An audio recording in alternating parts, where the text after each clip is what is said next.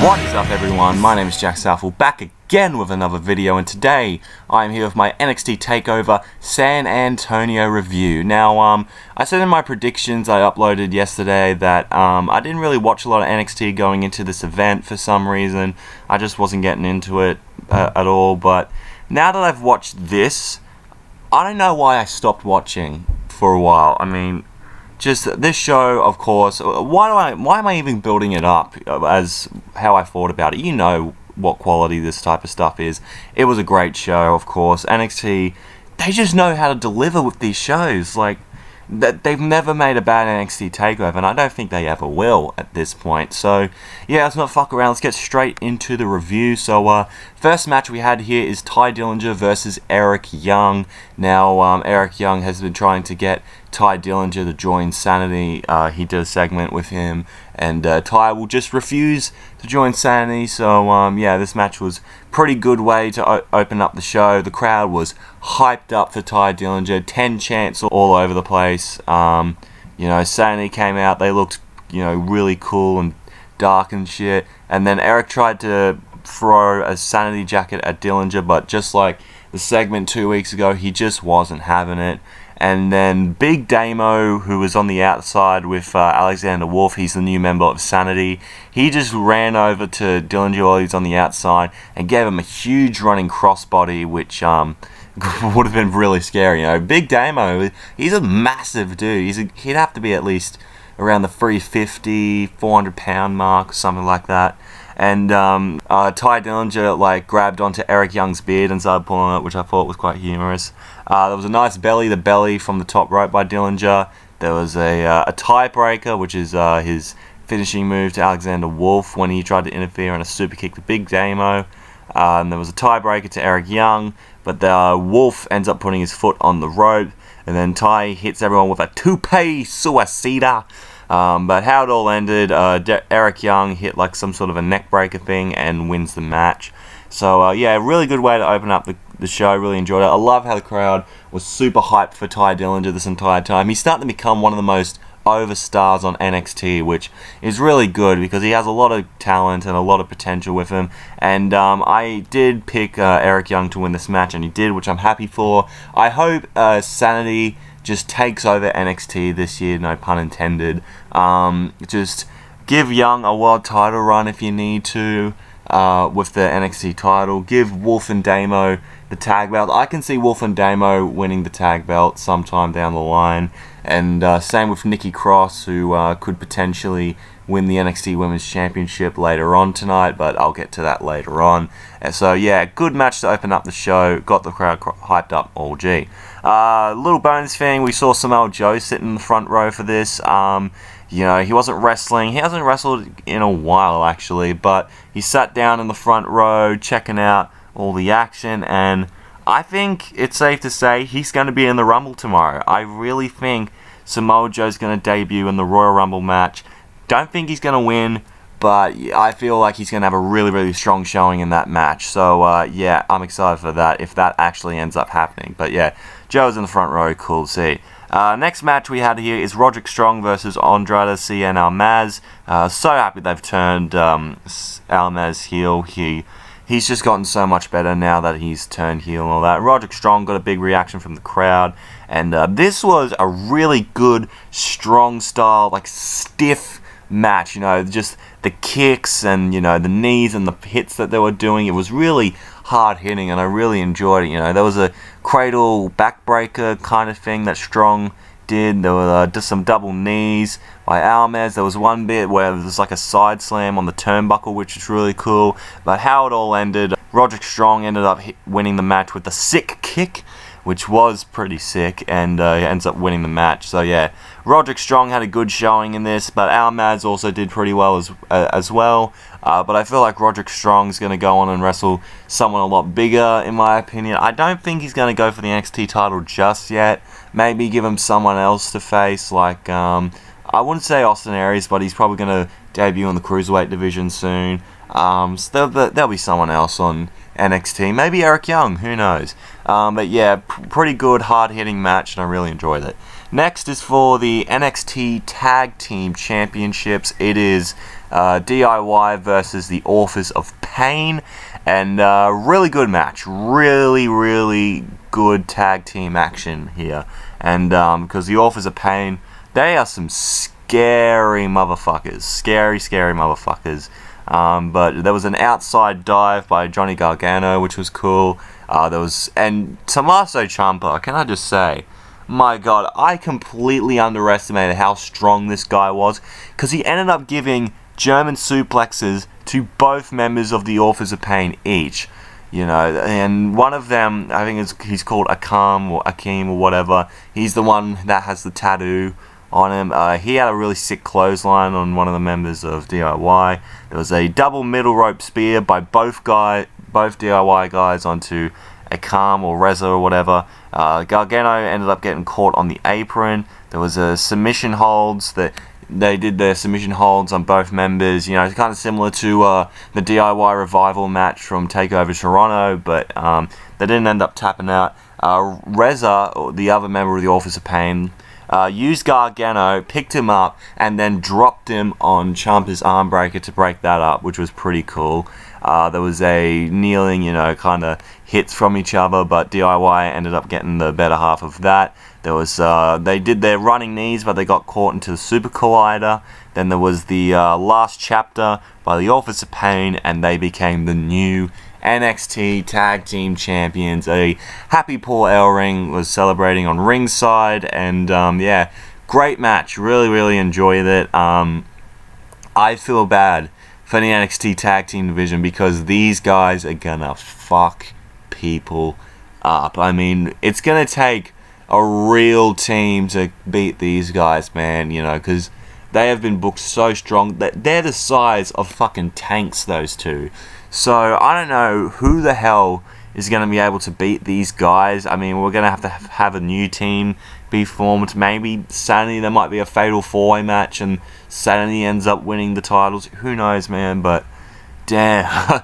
I'm very afraid for the NXT Tag Team division, because these guys are going to fuck everyone up, man. So yeah, congratulations to the Authors of Pain, Akam and Reza, or whatever your fucking names are. Congratulations on becoming the new NXT Tag Team Champions. And we were going to get to the Fatal 4-Way NXT Women's title match, but then we see someone in the ring, and it's fucking Seth Rollins, who decides to go in the ring somehow. He wants to call out Triple H, and he is, you know, he's fucking serious as well. He really wants Triple H to come out so he can whip his ass. He ends up coming out, and him being a little pussy bitch that he is, decides to get the security to escort him out of the arena, and just Rollins is like, I'm not taking this shit. Beats up all the security team, and but, you know, a lot more went to kind of grab him and stop him, and yeah, he ended up getting kicked out of the arena, which kind of sucked. So, but man, that was like an awesome surprise. I was not expecting, you know, main roster storylines to kind of coincide with NXT. I thought that was really awesome. Dude, just where has this Seth Rollins been? You know, I mean, don't get me wrong, Seth Rollins has always been great, but like, he hasn't really been like that exciting. Maybe because I've missed out on Raw so much. But, you know, I've missed this fire from Seth Rollins recently. But that was awesome, Rollins. We need to see more of that out of you. Hopefully, now that we're getting closer to WrestleMania, we are going to be able to see it. And if he keeps doing stuff like this, people are really going to get behind him as a babyface. And I think this was the perfect way to get fans behind him. Triple H, you know, he hides behind security. He just walks back. Rollins is not taking shit from anyone. And yeah, that was just kick-ass surprise entrant. Really liked it. Then we get to the Fatal 4-Way NXT Women's title match between Asuka, Nikki Cross from Sanity, and Billie Kay and Peyton Royce, the two Aussie bitches going out there. And they were pretty much a 1-on-1-on-2 match, pretty much. So Asuka hits a German suplex on both of Billie and Peyton at the same time, which was cool. And then she pretty much took everyone to Suplex City, gave them a couple of Germans there. So there was a spinning DDT or whatever it was. It was kind of like a sit. I don't know. It was weird. So by Nikki Cross, which was cool. And then Billie and Peyton fought with Nikki Cross near the entranceway where the announce table was. And Nikki was about to jump off the announce table, but Billie stopped her. So what they did was they got near to the NXT announce table, and there was another table like sitting right next to it. For some reason, I don't get it. And so Billie and Peyton hit a double, both of them suplex Nikki Cross through a table, and it was probably the spot of the night, really. It was so awesome. And so they run back to the ring, and they're holding hands like, you know, best friends in primary school or whatever. And I thought they were going to turn each other some way through the match, but they ended up not, which was alright. But Peyton Royce hits the Rose Peak on Asuka, and she kicks out with a bridge. Kind of like a Bray Wyatt pose for some reason, which I thought was pretty cool. So at this point, it was basically a 2-on-1 handicap match, but Asuka somehow, someway, just kicked the living shit out of both Billie and Peyton, ends up pinning one of them, and retains the NXT Women's Championship, which, wow, I have to give it to Asuka. I thought, this was going to be it for her. I thought she was going to drop the title because it's a fatal 4-way match. Someone else could get pinned, and, it keeps Asuka strong and gives everyone else a chance to shine, whatever. But, no, we didn't get that, which was alright. I'm guessing at TakeOver Orlando, which is a couple of nights before Mania, it's going to be either Nikki Cross or Ember Moon. One of those two girls are going to beat Asuka for the title. I can guarantee that. Maybe a triple threat match. Who knows? But either way, that match will be friggin' awesome, man. Then we get to the main event. And the main event consisted of Shinsuke Nakamura, who rode in on, like, you remember in WrestleMania 3 how they had the little rings they'd come out to? Well, it was kind of like that, and it looked like he was kind of surfing, except it wasn't a ring, kind of like someone was like underneath it and like carrying him, so it looked like he was surfing through the arena, which was cool. And Bobby Roode came out.